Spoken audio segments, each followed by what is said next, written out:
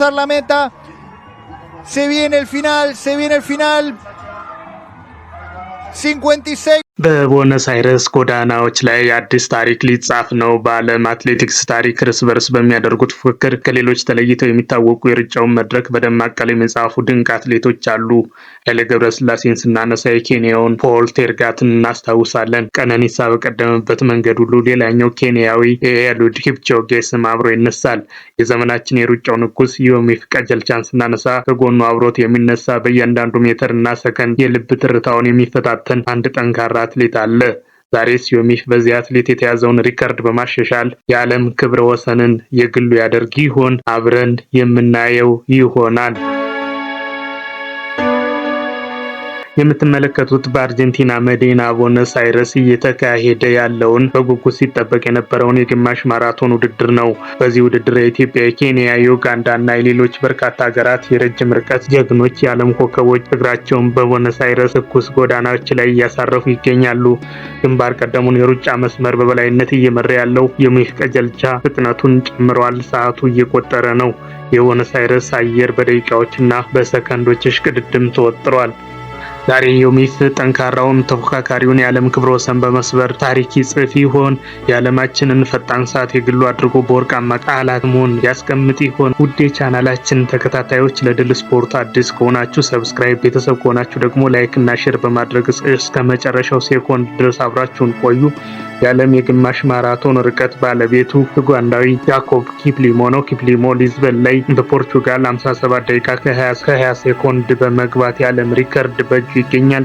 ቤተሰቦቻችን እየተከታተላችሁ ያላችሁት በረጅም ርቀት ሩጫ ታሪክ ውስጥ አዲስ ምዕራፍ ሊጻፍ ይችላል በሚል እየተጠበቀ ያለውን ግማሽ ማራቶን ነው። የቦታው የአርጀንቲና መዲና ቦነስ አይረስ ነው። አየሩ ቀዝቃዛ፣ ዝናብ የሚጥል ይመስላል። ለሯጮች ፈታኝ ቢመስልም ለአንድ ሰው ግን ታሪክ ለመስራት ፍጹም ምቹ አጋጣሚ ይመስላል። ቁመተ መለሎ እና በትራክ ላይ የማይበገረው ኢትዮጵያዊ የዓለምን ግማሽ ማራቶን ክብረ ወሰን ለመስበር ወደ መስመር ደርሷል። ከዚህ ውድድር ጥቂት ወራት በፊት በለንደን ማራቶን ለመጀመሪያ ጊዜ ተሳትፎ ማራቶንን 1 ሰዓት ከ59 ደቂቃ ከ41 ሴኮንድ በመግባት አስደናቂ ብቃቱን አሳይቶ ነበር። አሁን ግን ትኩረቱ ግማሽ ማራቶን ወይም 21 ኪሎ ሜትር ላይ ነው። ብዙ አትሌቶች በመጀመሪያው ኪሎ ሜትሮች ውስጥ ተደብቀው ኃይል ለመቆጠብ ሲሞክሩ፣ ዮሚፍ ግን በዚህ እንደሚታየው ከፊት ቀድሞ ወጥቷል። ከፊት ቀድሞ መሮጥ ከፍተኛ የአየር ግፊትን ከንፋስ ጋር መጋፈጥን ስለሚጠይቅ ከፍተኛ ጉልበት ይጠይቃል። ነገር ግን ዮሚፍ በራሱ የልብ ምትና የጽናት ልምምድ ላይ ሙሉ እምነት አለው። ዛሬ የምናየው ሩጫ ዝም ብሎ ሜዳሊያ ለማግኘት የሚደረግ ሳይሆን ሰዓትንና ታሪክን የማሸነፍ ትግል ነው። በዚህ ቪዲዮ ውስጥ በሚቀጥሉት ደቂቃዎች ስለ ዮሚፍ የሩጫ ታክቲክ፣ የተጠቀመበትን ሳይንሳዊ የሩጫ ስልት፣ የሰውነቱን አወቃቀርና የታጠቀውን እጅግ ዘመናዊ ጫማ ዝርዝር ሚስጥር አንድ ባንድ እንፈትሻለን። በድጋሚ እስከ መጨረሻው አብራችሁን ቆዩ። በብዙ ውድድሮች ላይ አትሌቶች መጀመሪያ አካባቢ በስሜት ተገፋፍተው በጣም ፈጣን በመሆን ኃይላቸውን ጨርሰው ውድድሩን ያበላሻሉ። ዮሚፍ ግን እንደ ሰዓት የሚሰራ አእምሮ አለው። በየኪሎ ሜትሩ የሚሮጥበትን ሰዓት በትክክል ያውቀዋል። ዮሚፍ ቀድሞ በመውጣት በትክክለኛው የዓለም ክብረ ወሰን ፍጥነት ላይ እየሮጠ ይገኛል። የሰውነት ሙቀቱ እየጨመረ ሲመጣ ጡንቻዎች ላይ ድካም መሰማቱ የማይቀር ነው። ነገር ግን ዮሚፍ ፊት ላይ ምንም አይነት የጭንቀት ምልክት አይታይም። አየሩ ብርድ መሆኑ ለሱ ጥቅም ሳይሰጠው አልቀረም። ምክንያቱም የሰውነት ሙቀት ከመጠን በላይ እንዳይጨምር ስለሚያደርግ የልብ ምትን በተረጋጋ ሁኔታ እንዲቀጥል ይረዳል። የሩጫ ሰዓት ወደፊት እየገፋ ሲመጣ ዮሚፍ ፍጥነቱን ከመቀነስ ይልቅ ወደፊት እየገፋ ይገኛል። አብዛኛውን ጊዜ በግማሽ ማራቶን ውድድር ላይ አትሌቶች የሚዝሉት በዚህ የውድድር አጋማሽ ላይ ነው። እሱ ግን በእያንዳንዱ ኪሎ ሜትር የሚፈጅበትን ሰዓት ወደ 2 ደቂቃ ከ40 ሴኮንድ አውርዶታል። ይህ ምን ማለት መሰላችሁ? አንድ ስታዲየም ዙር 400 ሜትር 64 ሴኮንድ ፍጥነት ያለማቋረጥ በኮንክሪት መንገድ ላይ እየሮጠ ነው ማለት ነው። ዮሚፍ የተጠቀመው የኔጌቲቭ ስፕሊት የሚባለውን የሩጫ ሳይንስ ነው። ይህም ማለት የውድድሩን ሁለተኛ አጋማሽ ከመጀመሪያው አጋማሽ በበለጠ ፍጥነት መሮጥ ማለት ነው። ከ10ኛው እስከ 20ኛው ኪሎ ሜትር ያለውን ርቀት በአስገራሚ ሁኔታ በ26 ደቂቃ ከ45 ሴኮንድ ብቻ ነው የሸፈነው። ከመጀመሪያዎቹ 10 ኪሎ ሜትር ወይም 27 ደቂቃ ከ19 ሰከንድ ይልቅ ሁለተኛው 10 ኪሎ ሜትር እጅግ ፈጣን ነበር። ይህን ለማድረግ ደግሞ ፍጹም የሆነ የኦክሲጅን አጠቃቀምና የጽናት ደረጃ ይጠይቃል። አሁን እስኪ ዮሚፍ ልዩ የሰውነት አወቃቀር እንመለከት። ዮሚፍ ረጅም ቁመት 1 ሜትር ከ85 ሴንቲሜትር እንደምትመለከቱት በጣም ቁመተ ምልሉን ነው እና በጣም ቀላል ክብደት 85 ኪሎ ግራም አለው። ይህ አወቃቀር በትራክ ላይ እንዳጋዘን እንዲፈነጠር ያደርገዋል። እርምጃዎቹ ሲታዩ እግሩ መሬት ላይ የሚቆይበት ጊዜ በጣም አጭር ነው። ሚድፉት ስትራይክ ወይም የእግረኛውን መካከለኛ ክፍል በመጠቀም መሬቱን እየመታ ወዲያውኑ ወደ ላይ ይነሳል። ይህ ስልት በመገጣጠሚያዎች ላይ የሚደርሰውን ጫና ከመቀነሱም በላይ የሩጫውን ፍጥነት ሳያቆራርጡ ለመቀጠል ይረዳል። ሌላው ትልቁ ሚስጥር ደግሞ የታጠቀው የጫማ ቴክኖሎጂ ነው። ዮሚፍ የለበሰው አዲዳስ አዲዜሮ አዲዮስ ፕሮ ኢቮ 3 የተባለውን እጅግ ዘመናዊ ጫማ ነው። ይህ ጫማ ክብደቱ 138 ግራም ብቻ ነው። በውስጡ የካርበን ዘንጎች ካርበን ሮድስ ይዟል። እነዚህ የካርበን ዘንጎች አትሌቱ መሬቱን በረገጠ ቁጥር እንደ ስፕሪንግ ወደፊት በመግፋት የሰውነት ኃይልን ይቆጥባሉ።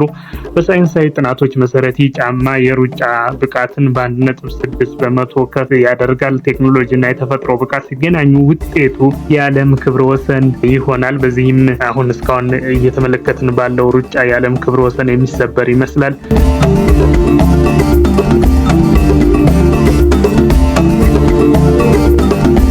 ዮሚፍ እንግዲህ የተወለደው በኦሮሚያ ክልል ነው። ለቤተሰቡ 5ኛ ልጅ ሆኖ ያደገው ሩጫን በ13 ዓመቱ የጀመረ ሲሆን የሩጫ ፍቅር ስለበረታበት ትምህርቱን አቋርጦ ሙሉ ጊዜውን ለስፖርት ነው በመስጠት ነው የጀመረው። አባቱ አቶ ቀጀልቻ ቶማ ልጃቸው በትምህርቱ ላይ ብቻ እንዲያተኩር ስለፈለጉ ውሳኔውን በጽኑ ተቃውሞ ነበር። ዮሚፍ ሩጫን ለመተው እምቢ ባለበት ጊዜ አባቱ ከቤት አባረውት ነበር። በኋላ ግን ወደ ቤት እንዲመለስና ሩጫውን አጠናክሮ እንዲቀጥል የረዳችው እናቱ ወይዘሮ ብሪቱ ነገሰ ነበረች።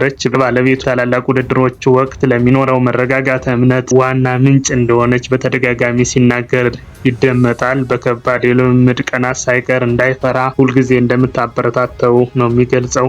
እንግዲህ እንደምትመለከቱት ዮሚፍ በጣም በአስደናቂ ብቃት የቦነስ አይረስን ግማሽ ማራቶን እየመራ ይገኛል። ምንም አይነት ዝለት አይታይበትም። በጣም በአስደናቂ አሯሯጥ ውድድሩን እየመራ ይገኛል። መንገዶቹም እንደምታዩቸው ቀጥ ያሉ ናቸው። ዮሚፍ ከትራክ ውጪ በእንግሊዝ ፕሪሚየር ሊግ የቼልሲ ደጋፊ ነው።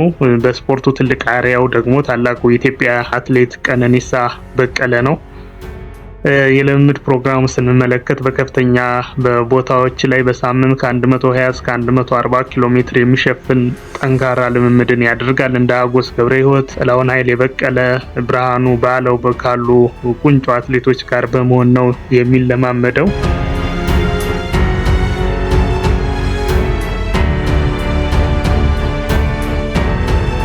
ወደ ውድድሩ ማጠቃለያ እየተቃረብን ነው። አብዛኞቹ የትራክ ሯጮች የመጨረሻውን ፍጥነት ለመጨመር እስከ መጨረሻው 200 ወይም 300 ሜትር ይቆያሉ። ዮሚፍ ግን የአንድ ማይል የቤት ውስጥ የዓለም ክብረ ወሰን ባለቤት በመሆኑ የመጨረሻ ፍጥነቱ እጅግ አስፈሪ ነው። እስኪ የመጨረሻውን ኪሎ ሜትር በፍጥነት እንይ። ዮሚፍ የመጨረሻውን 1 ኪሎ ሜትር የሮጠው በስንት ደቂቃ ይመስላችኋል? በ2 ደቂቃ ከ32 ሴኮንድ። ይህ በኦሎምፒክ 5000 ሜትር ፍጻሜ ላይ የሚታይ ፍጥነት ነው። ከ20 ኪሎ ሜትር ከባድ ሩጫ በኋላ ይህን ያህል ፍጥነት ማምጣት የሚችለው ዮሚፍ ቀጀልቻ ብቻ ነው። ሰውነቱ በድካም እየተቃጠለ ቢሆንም በአእምሮ ግን የዓለም ክብረ ወሰን ለማምጣት ቀርቧል።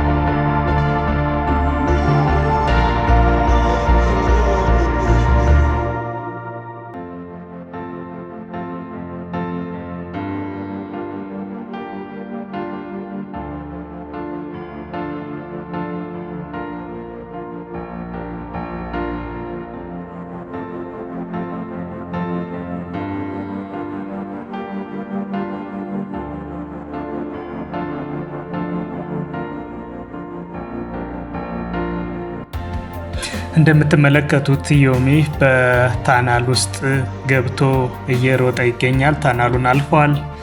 እንግዲህ ወደፊት ብቻውን እየገሰገሰ ይገኛል። በእጁ ላይ ያለውንም ሰዓት እየተመለከተ ነው። በጣም አስደናቂ አሯሯጥ ነው። በእውነት የሚገርም ነው። በአርጀንቲናውያን እንግዲህ በየመንገዱ ሆነው ድጋፍ እየሰጡት ይገኛሉ። በጭብጫቦ በተለያየ መልኩ እየቀረጹ በስልካቸው እየቀረጹ በተለያየ መንገድ ቆመው በመሮጫ መስመሮች ላይ እየተመለከቱ ይገኛሉ። ዮሚፍ በጣም አስደናቂ አሯሯጥ፣ አስደናቂ አቅም ይሄ በታሪክ አጋጣሚ ሁሌም ሲነሳ ሲወሳ የሚኖር ሩጫ ነው። እንግዲህ በላቲን አሜሪካዋ ሀገር አርጀንቲና የተካሄደ የሚገኘው የቦነስ አይረስ ግማሽ ማራቶን ነው። ይህ ማራቶን በዓለም አቀፉ አትሌቲክስ ተቋም እውቅና የተሰጠው ታላላቅ ከሚባሉ ማራቶኖች አንዱ ነው።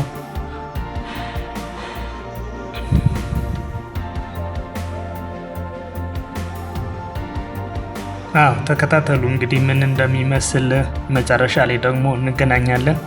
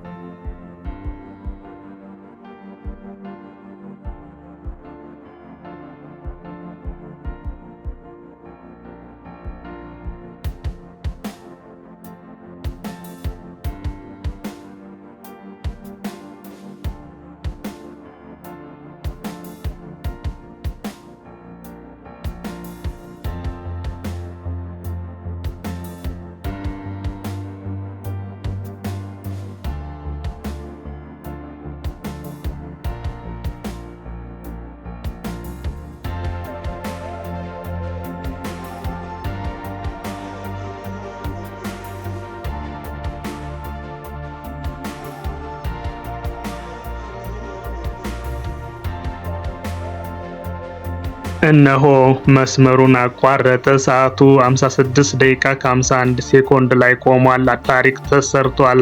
ዮሚፍ ቀጀልቻ የዓለም የግማሽ ማራቶን አዲስ ንጉስ ሆኗል። የቀድሞውን ክብረ ወሰን በ29 ሴኮንድ በማሻሻል ስሙን በወርቅ ቀለም ጽፏል። ይህ ድል የዓመታት ልፋት፣ የተስተካከለ አመጋገብ፣ ሳይንሳዊ ስልጠናና የማይበገር የኢትዮጵያዊነት መንፈስ ውጤት ነው። ዮሚፍ ለዓለም ያሳየው ነገር ቢኖር በትክክለኛ እቅድና ቁርጠኝነት የማይታለፍ የለም የሚለው ነው።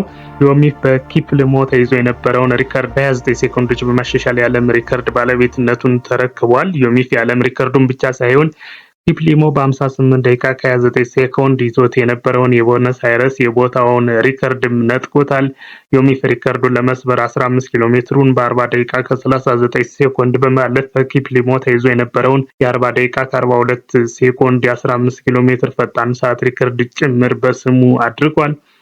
የዮሚፍ እና የኪፕሊሞ ፍልሚያ በልህ የተሞላ ረጅም ታሪክ አለው። በ2021 ሊዝበን ላይ ኪፕሊሞ የግማሽ ማራቶን ሪከርድን በ57 ደቂቃ ከ31 ሴኮንድ ሰበረ። በ2024 ቫሌንሺያ ላይ ዮሚፍ የኪፕሊሞን ሪከርድ በ57 ደቂቃ ከ30 ሴኮንድ በመሮጥ በ1 ሴኮንድ ተረከበው። በ2025 ባርሴሎና ላይ ኪፕሊሞ 56 ከ42 አስመዝግቦ የነበረ ቢሆንም ከፊት የሚመራው ተሽከርካሪ ላይ የተገጠመው ዌብ ላይትን እንደ አሯሯጭ ተጠቅሟል ተብሎ በዓለም አትሌቲክስ እውቅና ተነፈገው። ባለፈው መጋቢት ሊዝበን ላይ ኪፕሊሞ 57 ደቂቃ ከ20 በመሮጥ ሪከርዱን ከዮሚፍ ለመቀማት ጥረት አድርጎ የዓለም አትሌቲክስን እውቅና በመጠባበቅ ላይ ነበር።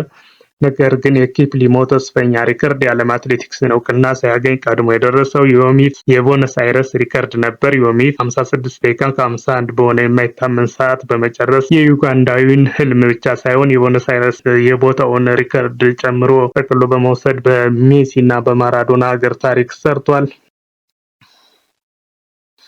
የቦነስ አይረስ ድል በዮሚፍ የዓለም ክብረ ወሰን ብቻ የተገደበ ሳይሆን በዚህ ወንዶች ውድድር ኢትዮጵያውያን አትሌቶች በመድረኩ ከአንደኛ እስከ 3ኛ ደረጃ ጥለው በመያዝ የላቀ የበላይነታቸውን ያሳዩበት ሆኗል። ታደሰ ወርቅ ውድድሩን በ59 ደቂቃ ከ20 ሴኮንድ በማጠናቀቅ የብር ሜዳሊያ ሲያሸንፍ፣ በረከት ነጋ ደግሞ በላስጨራሽ ፉክክር ውድድሩን በ1 ሰዓት ከ20 ሴኮንድ በማጠናቀቅ የናስ ሜዳሊያ ባለቤት ሆኗል።